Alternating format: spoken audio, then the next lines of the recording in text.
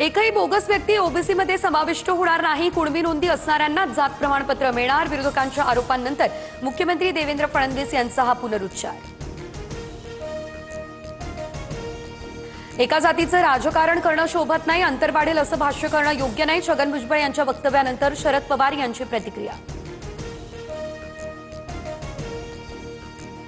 भारत पाकिस्तान सामन्याच्या निषेधार्थ ठाकरेंच्या सेनेचं आक्रमक आंदोलन। महिला कार्यकर्त्यांनी पंतप्रधान मोदींना सिंदूर पाठवलं। काहींकडून बॅट तर टीव्हीची देखील तोडफोड करत सामन्याला कडाडून विरोध। खेळाकडे खेळाच्या दृष्टीने पाहावं की नाही हा प्रत्येकाचा अधिकार, कोणताही मुद्दा भावनिक करू नये। भारत पाकिस्तान सामन्यावरील विरोधानंतर उपमुख्यमंत्री अजित पवार यांची ही प्रतिक्रिया। अजित पवार यांच्या अंगात पाकड्यांचं रक्त। महाराष्ट्राचा मंत्री जर भारत पाकिस्तान सामना पाहण्याची भाषा करत असेल तर ती राष्ट्रभक्ती नाही, संजय राऊतांची जाहीर टीका। दिवंगत संतोष देशमुख यांना न्याय मिळवून दिला। मोठ्या नेत्यांनी विकेट पाडली तर यावेळेस सहकाऱ्यांनी उद्योग केल्यानं क्लीन बोल्ड झाले। नाव न घेता सुरेश धस यांचा धनंजय मुंडे यांच्यावर निशाणा।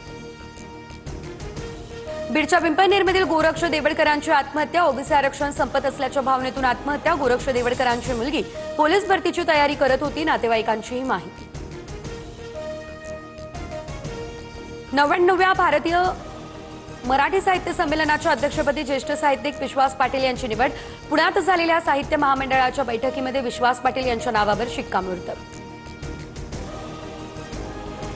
मनोहर पर्रिकर जसे ट्रॅफिक पाहण्यासाठी फिरायचे तसेच तुम्ही देखील फिरा। पुण्यातील ट्रॅफिकमुळे त्रस्त महिलेचा अजित पवारांना भाजप नेत्याचा आदर्श घेण्याचा सल्ला, तर पर्रिकर कोण असं म्हणत अजितदादांचा प्रतिप्रश्न।